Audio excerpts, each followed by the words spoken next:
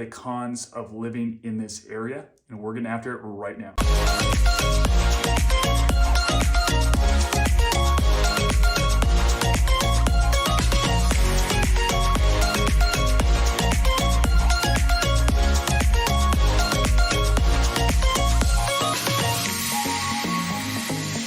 Guys, we're getting calls, texts, emails from people wanting to move here every single day, and we absolutely love it.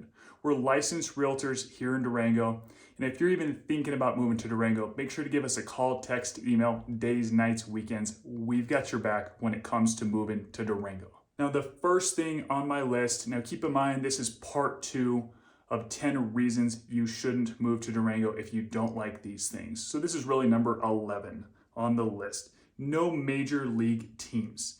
No football, baseball, basketball, hockey, soccer. There's no major league teams in the area. Really the closest thing is Denver, and then there's some AAA teams. There's United Soccer in Albuquerque, which is about a 3.5-hour drive from here, south of here. Really a pretty drive. I really do recommend going to Albuquerque to watch an awesome soccer game. Those games are packed out.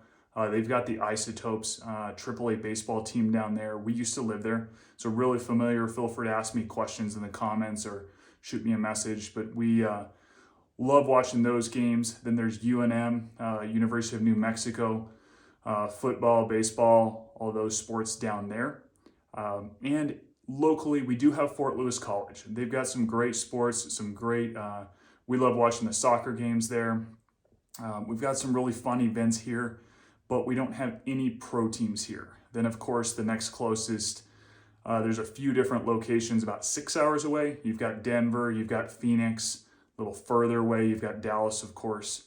But keep in mind, if that's really your thing, really going to those professional sporting events, which I love them too, that's just not this isn't the spot for you if that's something you really have to have. Next thing on my list is the dog park. I'm gonna kind of give you the cons of the dog park, the bigger one that we have right as you're getting into town, just to give you some kind of perspective. It's right near Albertsons, and it's right as you're getting into town. So the dog park there, it's a really cool dog park because it's huge and it's right next to the river. It's not fully fenced in. So we have some family that's not huge fans of it because they're not sure if, where their dog will go if they just let them off the leash. It's not fully fenced in. The other con to that dog park is it's known for having rattlesnakes there. So just being aware, being cautious, knowing your dog, being able to call them back. And the next thing on my list is forest fires, guys. We have forest fires here. It definitely happens. This last summer, we had one that was not far from town. Granted, our fire department here in town is awesome. Give them massive props. They did a great job of getting out there, getting it taken care of. They got I don't know all the exact correct terms, but they were getting a helicopter out there and dumping water on it, taking care of it. They did a great job, but it's something to be aware of. It was very close to homes. We just heard about somebody else whose home was affected by a fire this summer that we were just talking to recently. It's something to be aware of when you're looking at homes as well.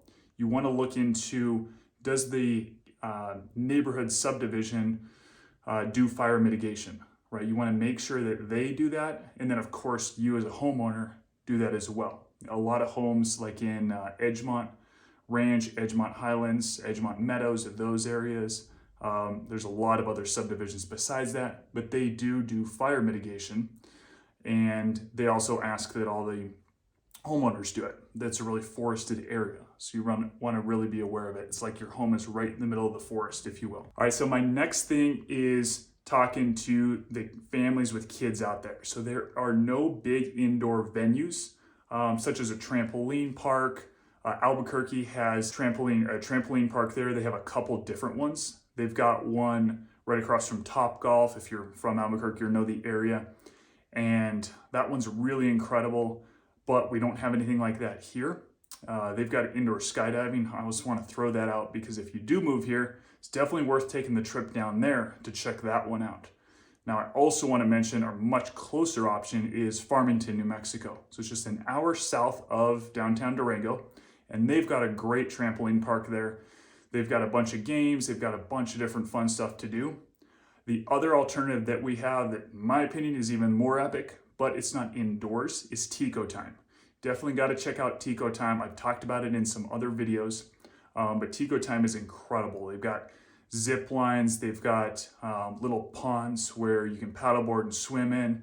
The river goes right through it. They've got these incredible slides. They have spaces for events. They've got beach volleyball. It's a really big area where you can bring your RV and hang out for the whole day. And then they've got concerts, they've got magic shows, all kinds of cool stuff. So that's an awesome alternative. And they're just south of town, 15-minute drive, something like that, 20-minute drive south of downtown Durango. So no big indoor venue type stuff, but we've got some awesome alternatives. All right, my next one is if you're coming from somewhere like, let's say, California, Phoenix, Florida, Texas, there are very, very few homes with pools.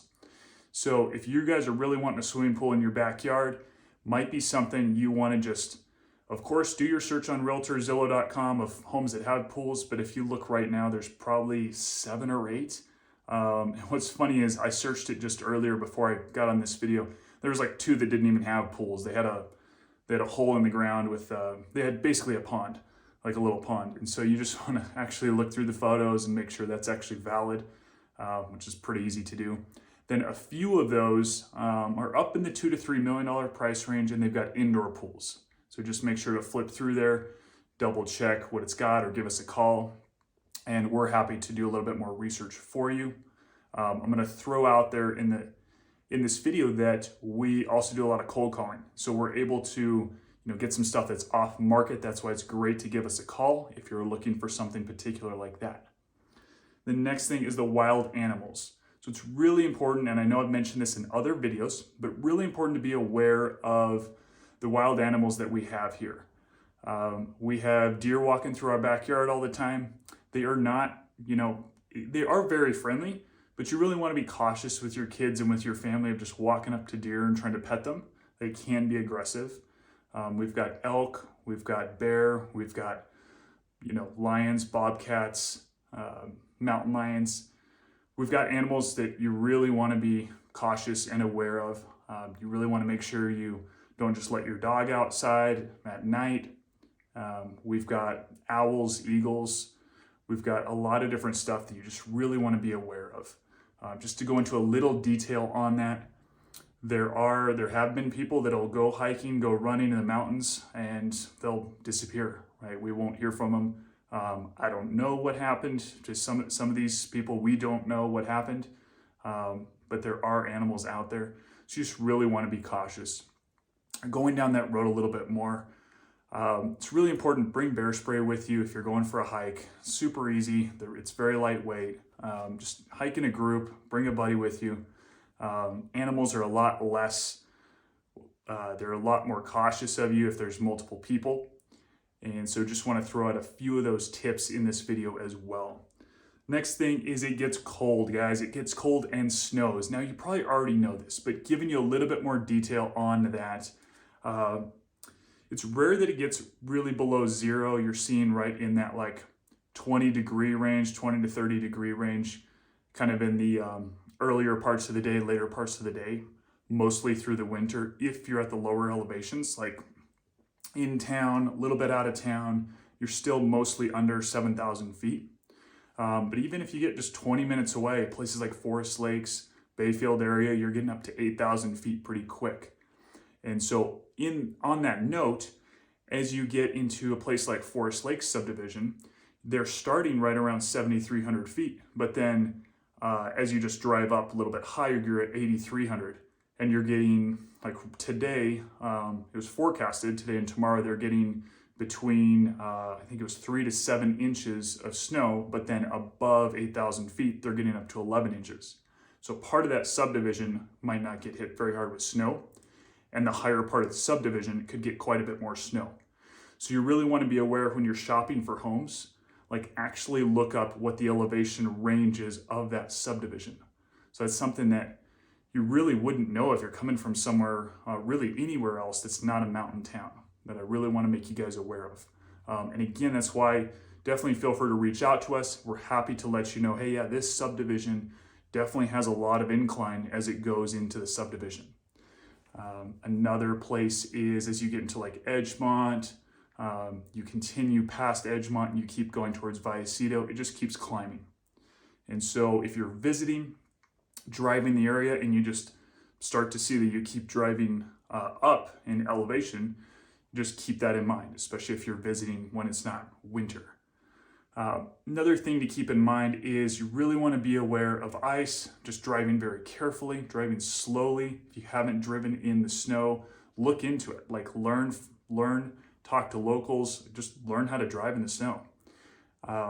Getting good snow tires, having chains, and then I always like to mention it's great to have just some backup stuff, having some extra food in your car, having some extra water in your car in case something does happen.